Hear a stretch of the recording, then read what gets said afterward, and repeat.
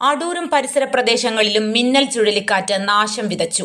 മരം വീണ് വൈദ്യുത കമ്പികൾ പൊട്ടി, പോസ്റ്റുകളും ഒടിഞ്ഞു. റോഡിലേക്ക് മരം വീണ് ഗതാഗതം മുടങ്ങി. ഏനാത്ത് മണ്ണടി റോഡിൽ ഏനാത്ത് പാലത്തിന് സമീപം വട്ടമരം വീണു. കടുവാത്തോട് ഗ്രാമപഞ്ചായത്ത് വരിക്കവേലിൽ വട്ടവിള വടക്കേതിൽ വീട്ടിൽ വിജയശ്രീയുടെ ഉടമസ്ഥതയിലുള്ള 20 ഇഞ്ച് വ്യാസമുള്ള തേക്ക് കടപുഴകി. 11 kV ലൈനിന് മുകളിലൂടെ റോഡിന് കുറുകെ വീണു. ഏനാത്ത് മൈദു കുമ്മേൽ ലക്ഷം വീട് കോളനി റോഡിൽ വൻ പുളിമരം വീണു. അടൂർ അഗ്നിരക്ഷ നിലയം senior fire and rescue officer B Santhosh Kumar, fire and rescue ഓഫീസർമാരായ S Dinoop, MC Ajeesh, A Aneesh Kumar, SV Arunjith, A Sajad എന്നിവരും ഹോംഗാർഡുമാരായ PG ശ്രീകുമാർ, S വേണുഗോപാൽ എന്നിവരും മരങ്ങൾ വെട്ടിമാറ്റി ഗതാഗതം പുനഃസ്ഥാപിച്ചു.